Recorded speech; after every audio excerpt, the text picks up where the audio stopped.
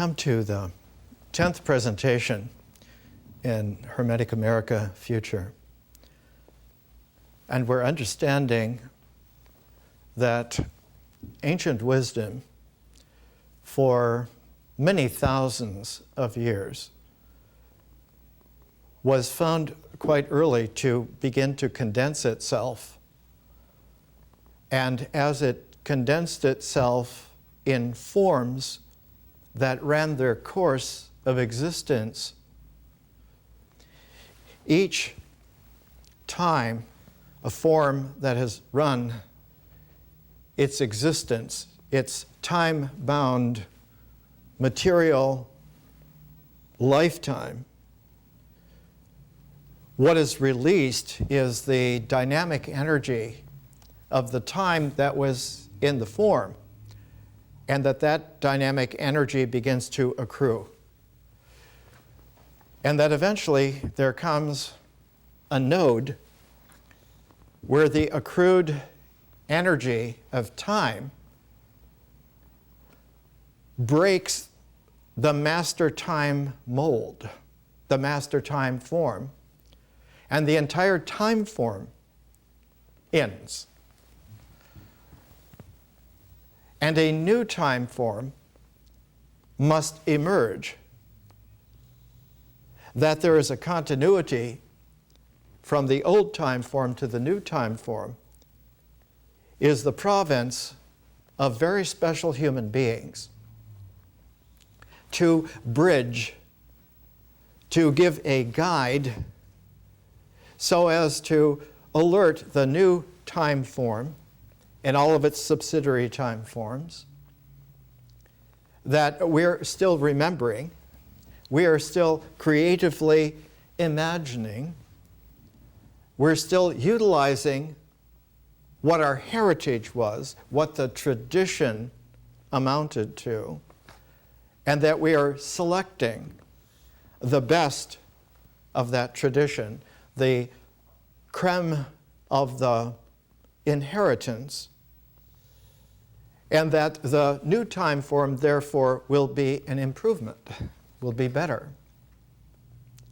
And in this way, there are families of time forms, just like there are families of beings, and that those families of beings have generations, and that time forms have generations as well. The classic locus for the last 2,000 years of a major portion of world history has been the time form delineation, the rule of thumb of how to measure time forms is the very opening of the New Testament. If you will go to your Bible, you will notice that the Old Testament begins with God going through the 6 stages, the 6 days of the Lord to create the universe and to rest on the Sabbath. If you open the New Testament right away in the Gospel according to Matthew, you will see the first statement is the generations of Jesus, son of David, son of Abraham. So that you are immediately shown that the rule of thumb by which to measure time and the significance of time for us is by the generations that are demarked going back one step to the middle, David, and going back to the beginning of that time form, Abraham, so that Jesus ends a time form whose middle is King David, whose beginning is Father Abraham, and that the guide for the new time form is Jesus and those around him serving as a harmonic set of those who will help guide and teach and introduce the best of the old time form and the promise of the new time form, the good news. The time form that was startling and still is today is the millennium, a 1,000-year period. Here comes the millennium. But time forms having an inheritance that is there because of the polarization of existentials. You can't have material or matter without a polarization into the electromagnetic spectrum, where there's a positive and minus, where there is a circuit going through, connecting the positive and minus. And so it's the polarization of a dynamic into an energy that can be put into things, can be put into existentials, can be put into lives, can be put into everything that occupies the dimensions of space, will have originally the dimension of time as its energy calibration, its frequency. And so the ancient wisdom, by the time of the Gospel according to Matthew, and Matthew was an extraordinary man, capable of the nth degree of exactness and of memory. Almost all of the Gospel of Matthew was written from his memory about 37 AD, and was for the initial 2 generations was the prize testimony, the prize witness. If we look at the pairing of millennia, we get what the ancient wisdom called an aeon, which is a 2,000-year period.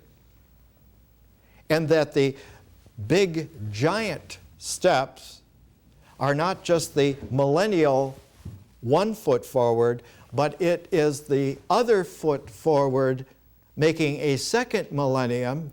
And so that entire cycle of a true step is an aeon, is a 2,000-year period. So that from Jesus back to David is 1 foot forward taking that step, and all the way back to Abraham is the other foot balancing that, coming forward and completing that cycle. So that one can now take as a template that 2,000-year cycle as a 2-step, and you can go back from Abraham 1 full aeon, 1 further 2,000-year period, and if you do that, you come to Adam. From Adam to Abraham is an aeon. From Abraham to Jesus is an aeon. From Jesus to us today is an aeon. So that now you have, in terms of ancient wisdom, which was brought together as a set of presentations focused in Alexandria 2,000 years ago, and towards the end of the 1st century was put into an expressive order called the Hermetica, which was a series of 13 wisdom teaching dialogues. The first was called the Poimandres, the creative mind shepherd, and the 13th was the rebirth. So that one has the introduction of the guide who understands the form of the entirety of creation, both in terms of its time and its existential spaces, but in terms also of the transition to the new, which will be a rebirth. The new time form is not a birth of time, it is a rebirth of a time form. And so transformation and guidance have a superior indexing of dimensions, and the beginning of that superior indexing of dimensions is consciousness. And that consciousness is a whole field, a dimensional field, which is a fifth dimension. It can transform the four-dimensional structures of space-time. Anything that occurs within the time forms of space-time can be transformed, and that the possibility of their transform is there in the way in which the guidance is given, the way in which the teacher and those around that teacher are able to deliver. And that not only is there a pair of millennia that make an aeon, but there are a pair of time forms that make a millennium, the 500-year time form called anciently the cycle of the phoenix, and is referred to in many classic authors at the beginning of the new aeon, which was also the beginning of a new millennium, which was the beginning of a new cycle of the phoenix. And you can find it in the finest of the Roman writers of the time, of the 1st century AD. You can find it in the younger Pliny. You can find it in Tacitus. There are a number of places. The beginning of the cycle of the phoenix was 36 AD. And 36 AD is the year in which Jesus was crucified and resurrected within a 3-day period. So that it is the closing of an entire time form, but the preparation of the closing of the time form has its own quality of symmetry, so that one can go back and one can realize that you have a way of determining significant dates, which is realistic in terms of the way in which time's energy actually plays itself out according to universal laws. The way in which that teaching, that guiding can be done is that the language must have an ambidextrous quality. It must be able to be specific in an integralizing way and natural, but it also must have a transformational dimension and capacity, and that is not the rhetorical form of the integral, but it is the poetic form of the differential consciousness. So that the personal form that comes out of a 5-dimensional continuum is a 6-dimensional artistic person who is able to utilize a poetic language that is a complementarity to a rhetorical language, so that it is not only specific about what is and what has been, but is free to explore the possibilities of what could be and what is likely to need our further selecting. And that as we do so, the past, which was as it was, transforms and becomes a possibility of a new past. So that the teaching has a double symmetrical aspect to it, a paired aspect to it, teaching us to see the possibilities of the new at the same time as giving us possibilities of recutting the past so that it is different. And in this way, the past becomes a jewel which can be recut. And the protagonists who are capable of doing this are the jewelers who are able to do this and to look forward and see what is going to be needed for those in the future to come back and recut what is new to us. What will be something in the future to us will be in their heritage, will be in their past, and so we can prepare a better quality of jewels so that it will be easier for them in the future to come back and recut us so that it is a refinement. And in doing so, it is no longer a universe, it is a cosmos. And past and future are related together in an interpenetrating way.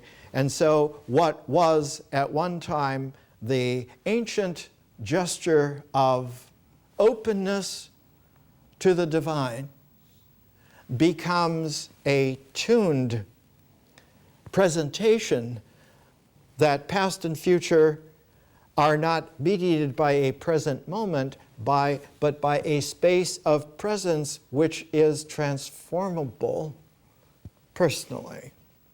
And it is this quality of a tuning of possibility that is the very essence of the Hermetic heritage, the Hermetic tradition. The language initially,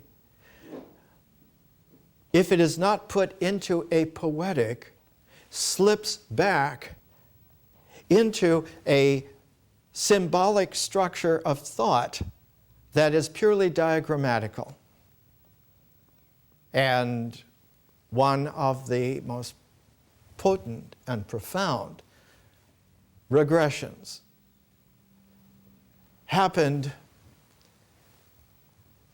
in the time of Queen Elizabeth I in England, in timbre with the developments on the continent at the time. And the protagonist, who tried to look at what the symbolic structure of the revelatory language of the ancient time change would be, was Dr. John Dee, the astrologer to Queen Elizabeth I. And this is a study of the Enochian evocation of Dr. Dee. In other words, the hubris of the time was that obviously from a study of Kabbalah, from a study of the Christian Kabbalah, which is a symbolic mental form, diagrammatic, of an integral that supposes that has taken the entirety of the universe, but actually is flat because it does not have the creative openness that is there in the poetic guidance of possibilities that have never been thought of, never been supposed, dimensions that far exceed the capacity to even initially project or to imagine initially. The Enochian language at the time of John Dee was put into play because there had been about 100 years of development before, and it came at the turn of the cycle of the Phoenix, in between the millennium of 1000 AD and our time of 2000 AD. So it came into play somewhere around 1500 AD, and the person involved at that time was Johannes Reichlein, who wrote a book called The Mirific Word, which was supposed to be the key to the structure of the language of the angels, and at the same time, on the continent, there was a man named Trithemius, and Trithemius developed what was called the Steganographia. It was the secret code of the angelic language, coming back through a study of the Hebrew, a study of the ancient languages, and when you put Trithemius's code together with the key of Johannes Reuchlin, by the end of that century, the 1500s, the 16th century, people who were part of the cabal of the esoteric, the Illuminati of that century, felt they had the exact code, they had the exact key. Now, to find a way to use that key to open that code and read out the future history that was going to unfold so that they could control it. In our time, we have exactly the same hubris of power groups in the world who believe that they have the secret code, they have the esoteric key, and that they can unlock with that esoteric key, that code, and they can control not only the world, but the future. Whereas the language in the 1500s was the language of Enoch,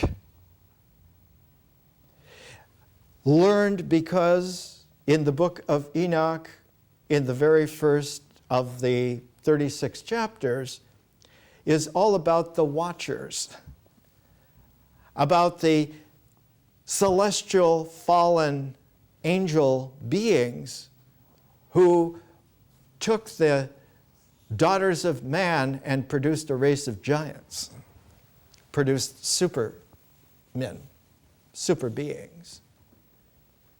In our time, the same hubris is that the aliens somehow have come and developed a secret black ops government, especially in the United States, but linked throughout the world with all the big power groups.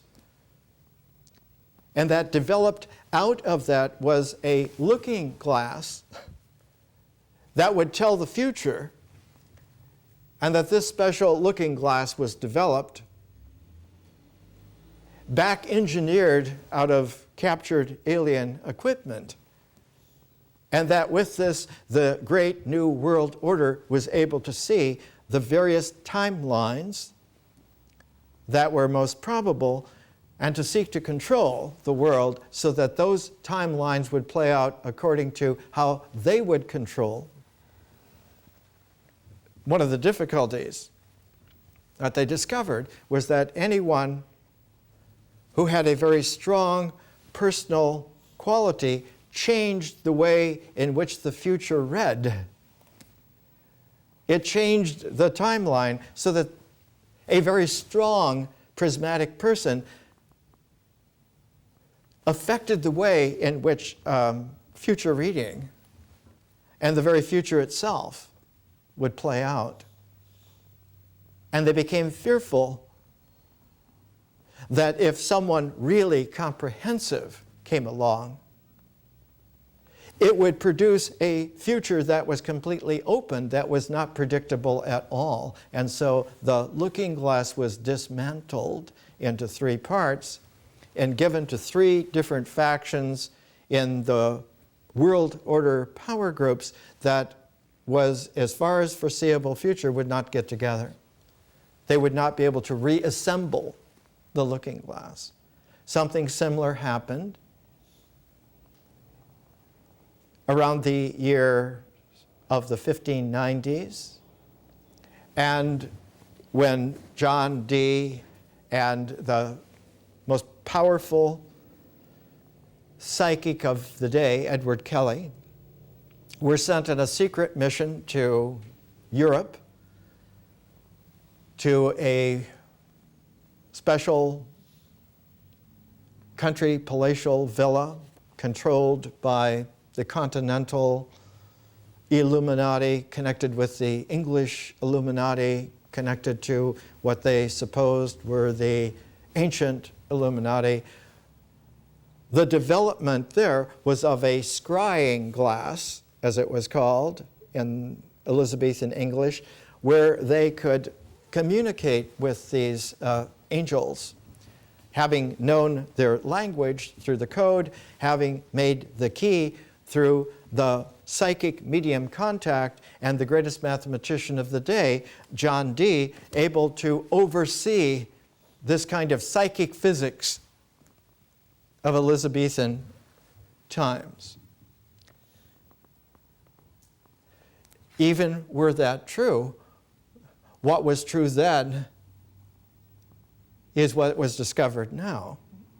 A very powerful, prismatic person will fragment the possible timelines to a fine filigree where it becomes infinite, and the image of possible futures will just be completely clear because it will be open. And one of the great individuals who did this in the England of the time was Shakespeare. Shakespeare introduced such a prismatic array of persons, not just himself, but the poetic of all of his plays and all of the confrères of the time and their works, and the artists of the time and their works, that it completely blew the future wide open. And it was not possible to continue, and so John Dee was accused of witchcraft by King James, who followed Elizabeth. And the last time that there was a supposition that they could still have control was in the early years of King James, the House of Stuart replacing the House of Tudors. And this was the time of Shakespeare's play Hamlet.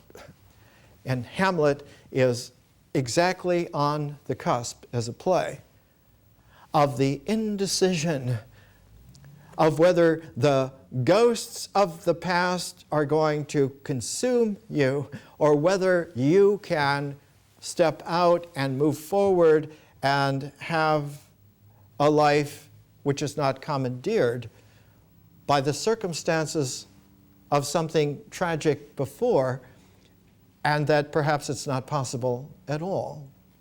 Whereas 7 years later, a Sabbath of years later, what was really presented by Shakespeare was that the future had opened in such a way that it was not predictable any longer, and the play that did that was The Tempest. And The Tempest was produced exactly in the first instance the year that the King James Version of the Bible was published. It was not translated in King James's time so much as it was translated and planned for an entire generation in Elizabeth's time. And it is the Elizabethan English poetic that makes the King James Bible so visionarily creative. And in our own time, we have seen the whole thrust of biblical scholarship is to produce a new translation of the Bible that will do the same thing. That will give a visionary field, not only of being able to creatively imagine new personal understandings and relationships to make an art out of reading the Bible rather than a doctrinaire ritual out of reading the Bible. But even further, there are endeavors like the Anchor Bible, where 50 or 60 volumes are given to translating the entirety of the Bible, each one of them undergoing revisions and corrections, and a whole equal set of reservoirs of interpretation, like the 6-volume Anchor Bible dictionary, and dozens of other Bible materials, aiding so that one now has the ability of not only having a creative, personal reading of the Bible, but one has an analytical capacity to critically analyze and look at all the past translations of it, including all the ways in which it each of the books in the Bible seem to have had emendations, seem to have had corrections, seem to have had versions that were put in later by power groups, by doctrinaire groups, trying to change the inflection to suit their control, to suit their time. And what has come out of this increasingly by our date is not to trust anything in the Bible as being actual, that all of it is a very advanced hearsay. And so one comes not to the openness of differential consciousness, one comes to the black screen of an integral, closed mind that has no confidence in being able to reflect anything referentially as certain. And so what one comes to is a darkness. Tolkien calls this the realm of the Dark Lord. It is impossible, but in the Poimandres, the first of the Hermetic treatises, the very first thing that happens when there is a movement of the darkness in the light, it falls. And out of this comes a response of the great teaching of Hermes Trismegistus to his son Tat, now in a spiritual family, that this is to be understood in terms of a poetic and not in terms of an identification. And that there is a maturation of the poetic language which lifts us in complexity to the point to which the teacher and the student, Hermes, Trismegistus, and Tat, are sharing the whole poetic visionary field, and that the language has become torrentially outdistancing the ability to keep track of time through mental orders at all. And so the language is a cascade of open prismatic energy going into the infinite cosmos. Hermes says to Tat, now is a time for a holy silence, to let us both together cease to be teacher and student, and together to let the cascade of the language carry us forward into God's realm. And we go together. This shareability is a part of the ancient Hermetic tradition. Now, I covered all of this some 25 years ago in this book, Hermetic Roots of America, Ficino's Renaissance to Benjamin Franklin's Republic.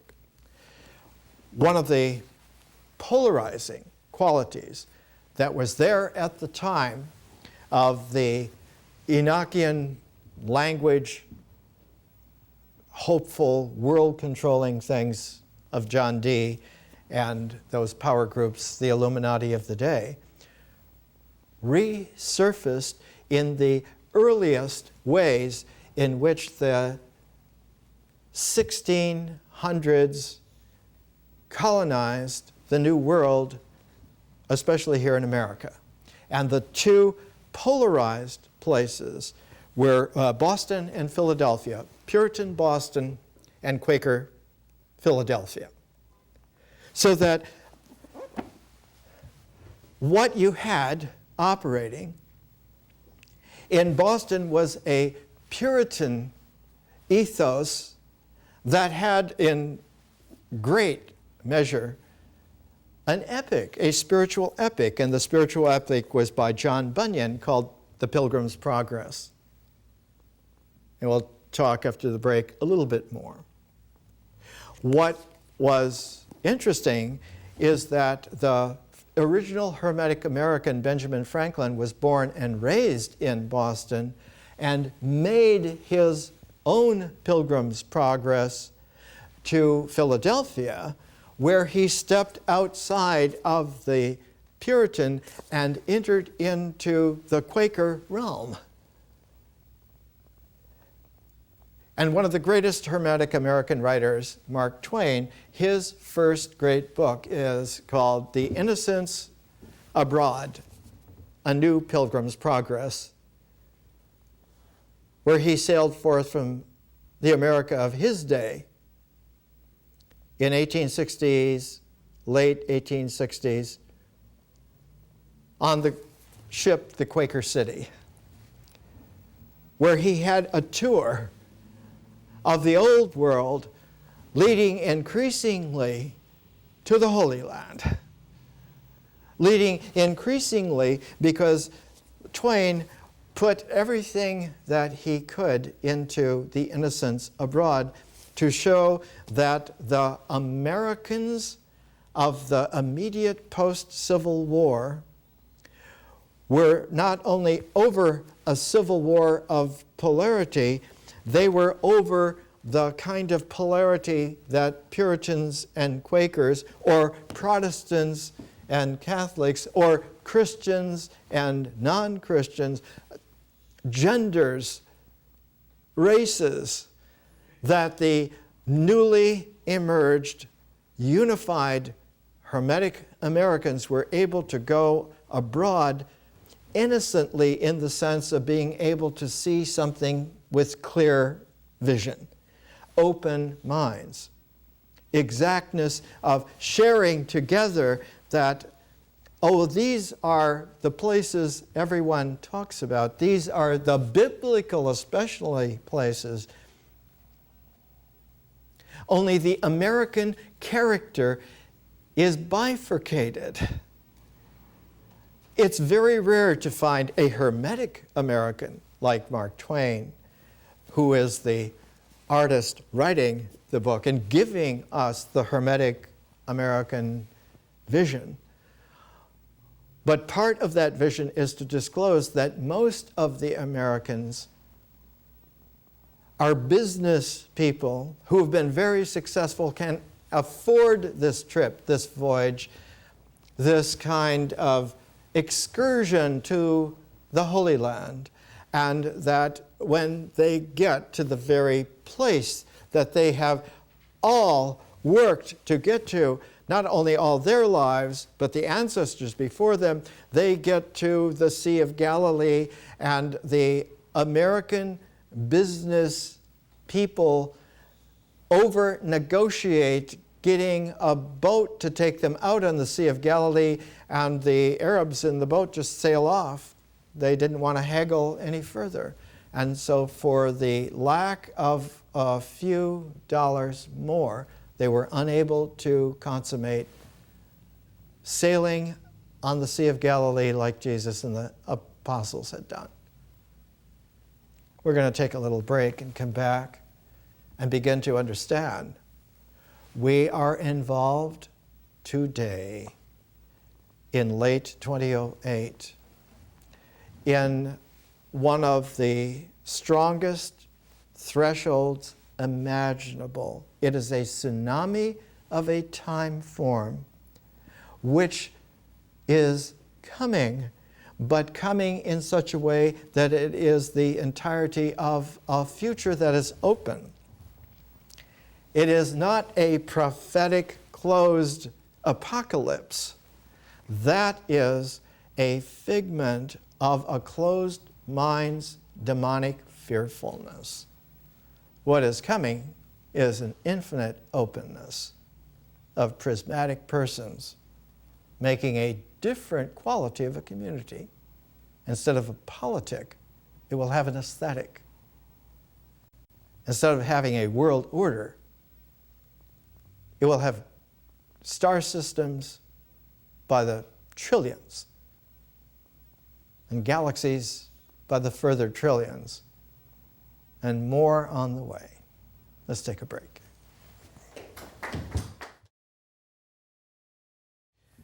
Let's come back to a very interesting quality.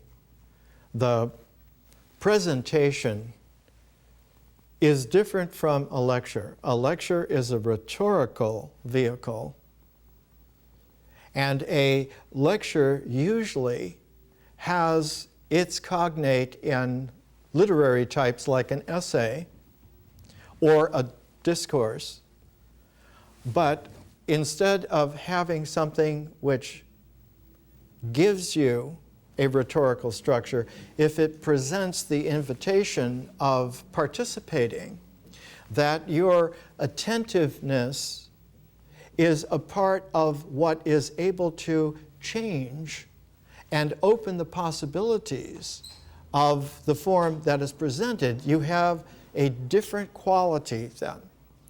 And the difference is in two different geometric ways of expressing it. A long time ago, I brought the frame of reference into a description as a square of attention. And the square of attention is an integral of the order by which the natural cycle comes into a symbolic thought structure. And that square of attention can be transformed. It is, yes, a frame of reference when it goes back to the existentials, back to the rituals, back to the actions that we do that have not only a causal effect, but a karmic effect as well. A frame of reference. A square of attention is transformable, and its transform progressively goes into a completely different set of dimensions. No longer the four dimensions of space-time, but beginning with the fifth dimension of consciousness, is able to begin to develop a prismatic form which eventually transforms the square of attention into the diamond of insight. And the diamond of insight is prismatic, whereas the square of attention is pragmatic.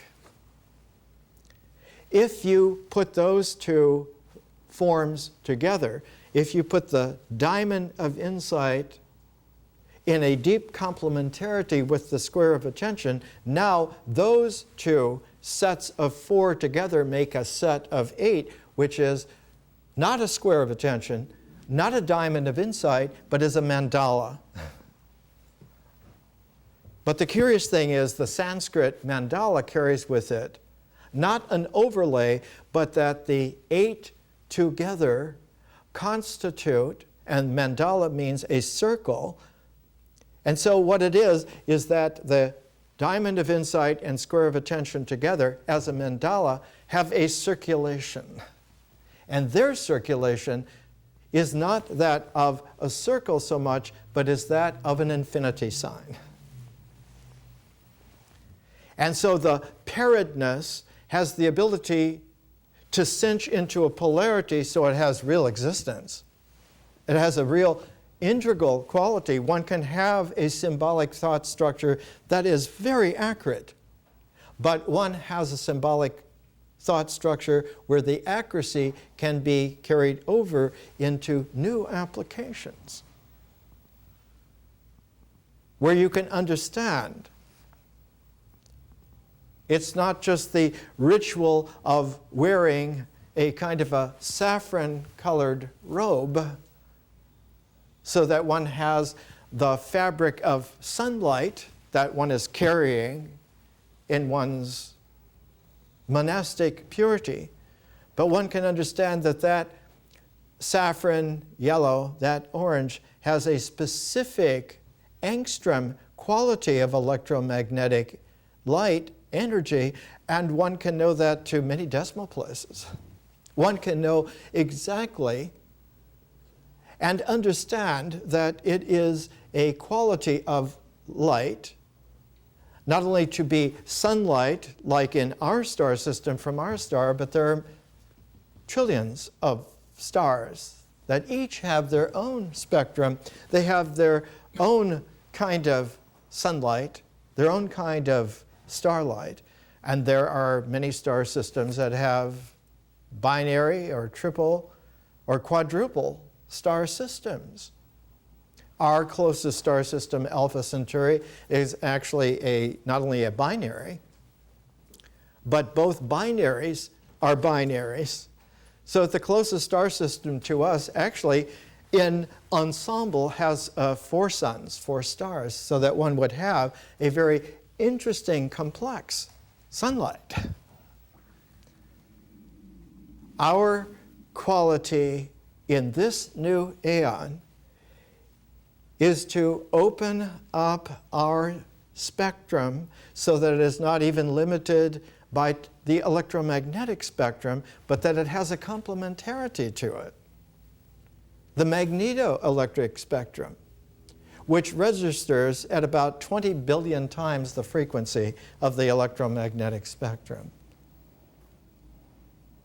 So that if you are prismatically formed in the magnetoelectric spectrum, you could walk through the electromagnetic universe and never touch a single atom or electron.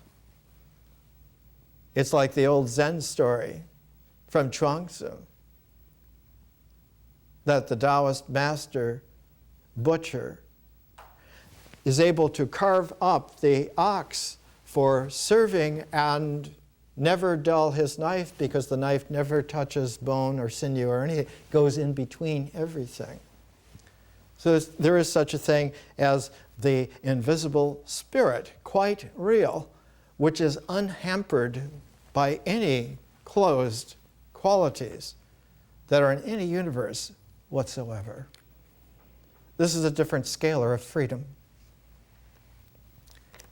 What we're looking at is the way in which time forms not only occur, as we were talking about again in the first half of this presentation, but that time forms in traditional wisdom are offset in such a way that they're not symmetrical so much, but that they braid in a way which allows for a very special flow, the complement of which is a higher frequency braid that weaves back together, so that one gets a whole new prismatic quality of what a fabric of the universe would be.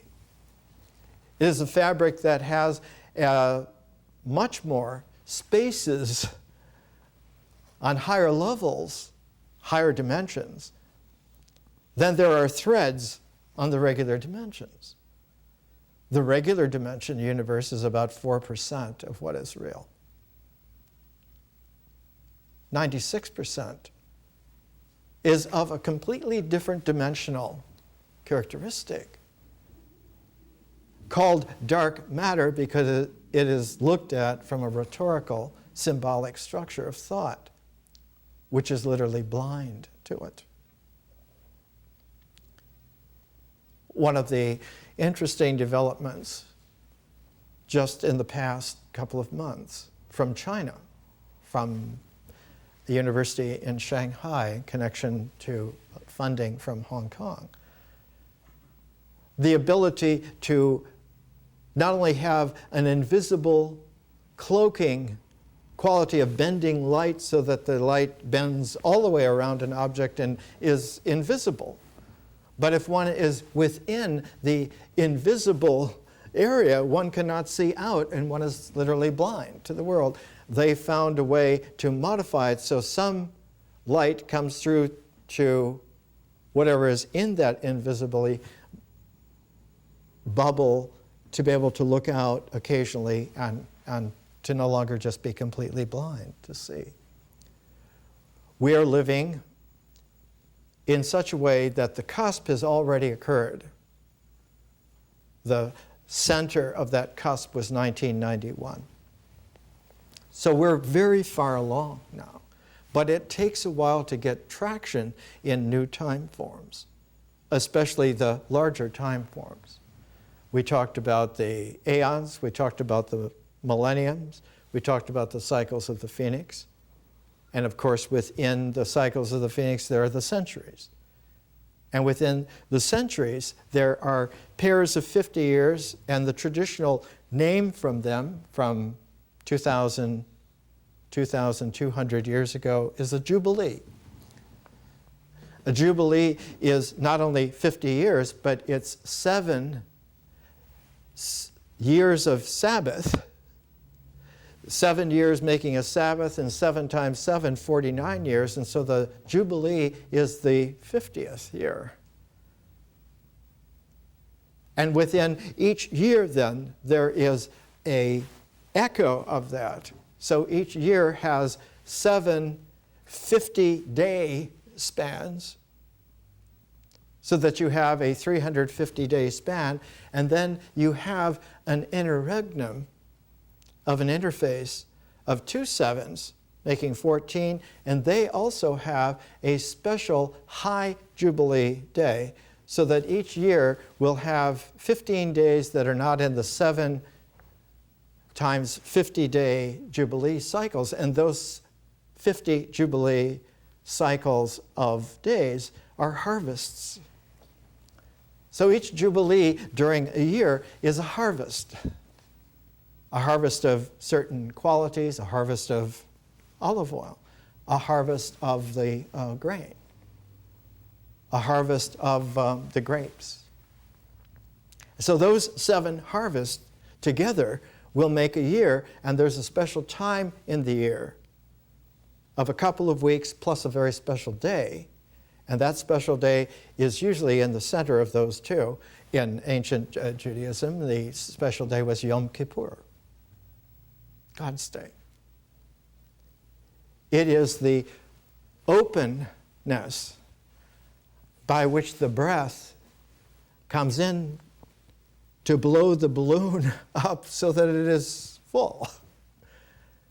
And one must then, in a wisdom tradition, be careful to leave the space open to receive the gift of the breath of life. So that when a baby is born, at the very top of the cranium, it is still soft, it is not bone. In ancient Sanskrit, it's called the Saharastra, and it's a chakra. It is the culmination, and if one learns to leave that chakra open, now the whole chakra system does not just come up and end with the all-powerful authority of the symbolic structure of thought and mind. Now one has access through that openness to more dimensions of space than could have been done in a universe. Now what you have, instead of an experience which has a plot line, beginning, middle, and an end, you have experience which is opened up to experiment, is transformed to possibilities. And this is no longer the myth, the plot, the mythos, but is the kaleidoscopic consciousness of history. So that history is a 7th dimension that comes into play. It's a 7-dimensional flow of increased possibility and closer to the diamond of insight, more and more tuned now to the possibilities of the mandala coming into play. This quality requires a very special kind of a language. It requires the art of poetry, but also it requires the science of language, the analytical 8th dimension of understanding linguistics. And the whole development of world linguistics took its cue from the American Indian languages. We've talked about this in previous presentations. How the first person to become interested in having a whole collection of vocabulary books of American Indian languages was Thomas Jefferson. But that the really powerful development of this came in the Bureau of American Ethnology in one of its big 1,400-page publications by one of the great early geniuses of linguistics, Edward Sapir, S-A-P-I-R. Understanding that American Indian languages were still current in our historical times of like the 19th century. 18th, 19th, even 20th century, and that they disclosed an incredible preservation of language families and types that went back to Paleolithic times. No one in Europe spoke a language older than the Indo-European roots, which only goes back about 5,000 or 6,000 years, whereas American Indian languages went back 25,000 years or more. In a place like Los Angeles, which, if you take its primordial shape, is the shape of a 36-degree open hand. The Los Angeles basin is shaped like that. The Nile Delta is exactly that shape and size. In the Los Angeles basin area, there were more than 20 families of languages spoken here by Native Americans. More linguistic diversity than all of Europe put together. The continents of North and South America had literally thousands of languages that were still viable. And one of the great developments was a genius of poetic languages came to the United States. His name was Roman Jacobson, and this is just one of hundreds and hundreds of monographs of his, Fundamentals of Language. He was at Harvard University eventually, and there at Harvard, a great Hermetic American learned to see through Edward Sapire's American Indian language indexing, which is very complex, through Roman Jacobson's science of linguistics. Jacobson was originally from St. Petersburg, Russia. Only all of his friends were the great poets and artists of Russia at that time. The 1920s. Jacobson's closest friend was the poet Vladimir Mayakovsky.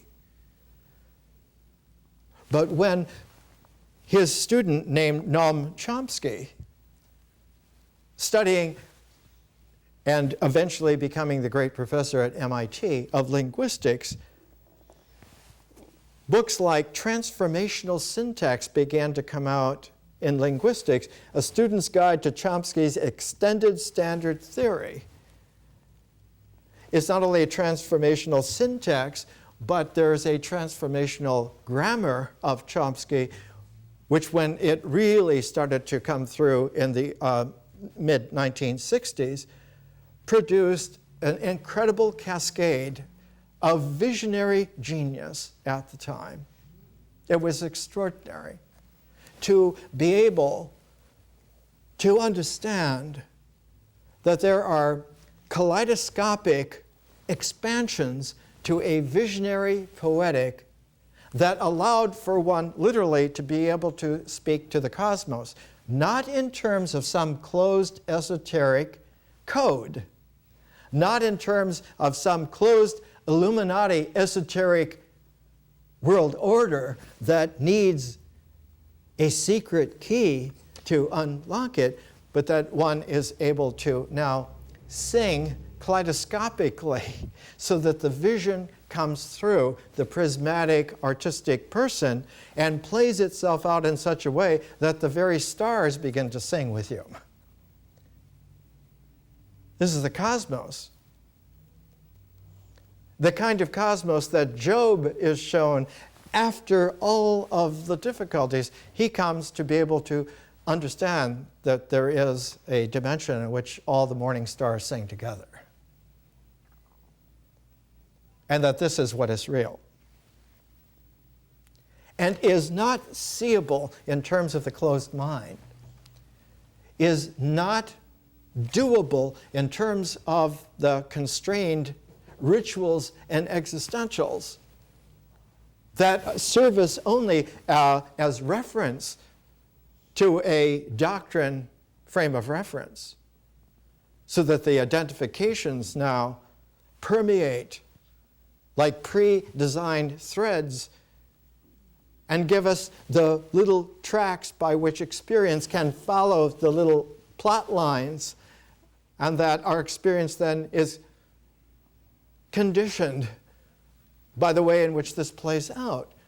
And that the ultimate determiner then is the authority control group who make those mental structures referential to those codes, laws, mores, and one is then only real to them if you play this out this way that is prescribed. We have begun to see that one of the geniuses of Hermetic America, starting with Franklin and quickly expanded through Jefferson, and then broadcast out in such a way that you began to have a generation of people in the early 1800s who no longer were belonging to any kind of blinded ways of looking. They began to relate to the land in the exact way that the Native American Indians related to the land. They began to move in such a way that the land became not a property which one owned and then could develop, and others smarter than you with bigger developmental plans could take that from you and develop it even further, so that eventually you get a megalopolitan trust called the world order. We own the world. Do you? There are worlds without end. One of the peculiar times was right at the end of a whole era that had always looked back to the Revolutionary War, had looked back to that constitutional era, that beginning of president, Congress, judiciary, development. And the end of it came in 1861, in the first year of Abraham Lincoln's presidency, with the Civil War, which brought a curtain down so that the Civil War now displaced the Revolutionary War as the American frame of reference and the referent of the way in which people were supposed to act and do, and the constraints on experience, and shredded it. And progressively, as it was shred, the casualties mounted to an insane degree. More than 1 million men lost their lives in the Civil War, more than all of the American lives lost in World War II. But the lives that were lost were of the bravest young men on both sides. Those with the most courage, those with the most determination to fight together, to be together. And so it was a great sum total carnage, a loss of incredible. One of the men who miraculously escaped from that was the young Samuel Clemens, who became Mark Twain. He had been raised in a family that moved when he was just a few years old to Hannibal, Missouri, on the Mississippi River. And he grew up in this kind of idyllic Western America. He was born in 1835, so he was there at just the beginnings of where farms were starting to displace the prairie, the places. And what is peculiar to us now when we look back, from Hannibal down to St. Louis, where St. Louis is, and further down to Cape Girardeau, that stretch of the Mississippi River on that side of on the Missouri side of it was actually always, before then, the beginnings of the Great Prairie.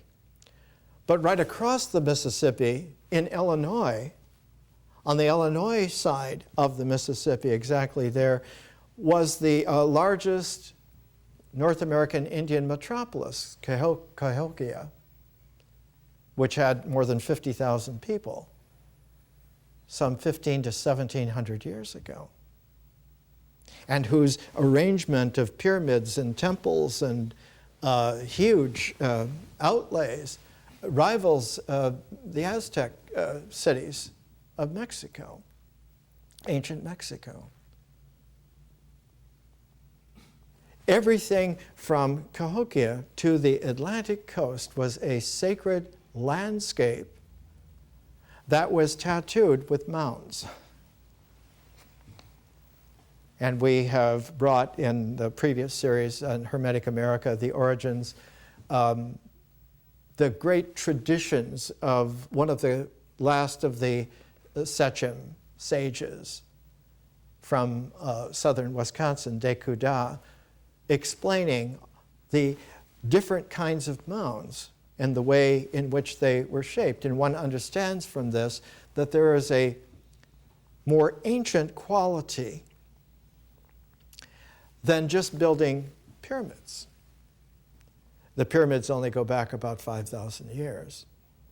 But the mounding, the designing of geometric or of effigy mounds goes back to a quality where the Paleolithic was changing over to the Neolithic some 12,000 years ago.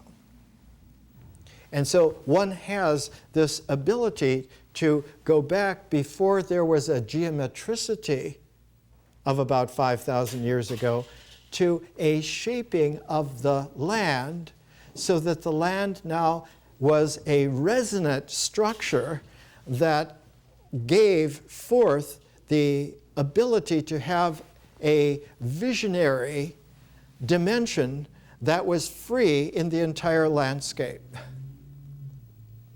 And so that visionary quality of the entire landscape revealed itself as one lived in that land, and those who were able to travel from area to area became acquainted with how it interlocked and dovetailed, and there were very special people who were able to move freely over the entire regions of landscape with a language that was specifically broad and able to be spoken over vast areas. And the greatest American Indian language in the northern part of the United States and Canada was Algonquin. Algonquin languages were spoken from the Virginia coast all the way to the Rocky Mountains. All of those tribes for thousands of miles could, in essence, understand the different languages as dialects of Algonquin. And in the south, one understood that there was a Uto-Aztecan language that was spoken everywhere from the American Southwest all the way down to Central America. So that you had these two groups that really were massive in terms of millions of people, but spread over a landscape so enormous that it was almost as if great stretches of it were primordial, where to the early Europeans were wilderness. But to the early Hermetic Americans, the phrase from Thoreau is, "In wilderness is the preservation of the world."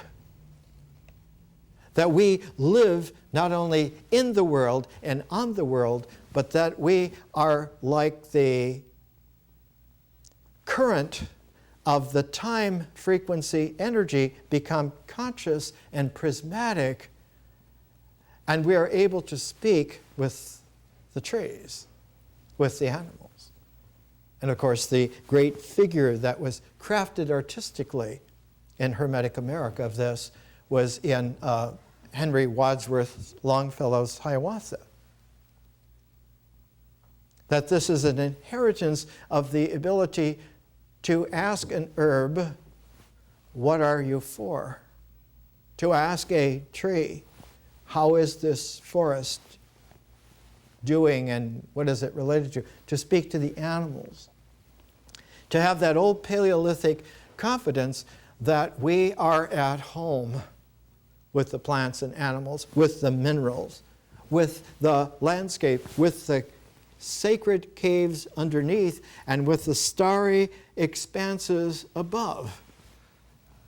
That the Pleiades are not just some base for UFOs, they're not just the 7 stars of the mythological 7 daughters, but that these are instances that there are clusterings that relate to other clusterings and allow us to learn how to see into the language, not just of the way in which we learn to speak in oral language humanly, but to see the language of communication in the cosmos. That when one can see, here are the Pleiades, and here is a V of stars headed by a brilliant red-orange star named Aldebaran, and that from that one can go next to the constellation of Orion, and one can notice that there's a great triangle, that the biggest, largest star in Orion at the top left, Betelgeuse. Betelgeuse is so huge. We've talked about that its surface, if it were where our sun is, its surface would be at the orbit of Mars. Massively huge. And one can make an equilateral triangle. One can go to Sirius from Betelgeuse and come down to a star called Procyon.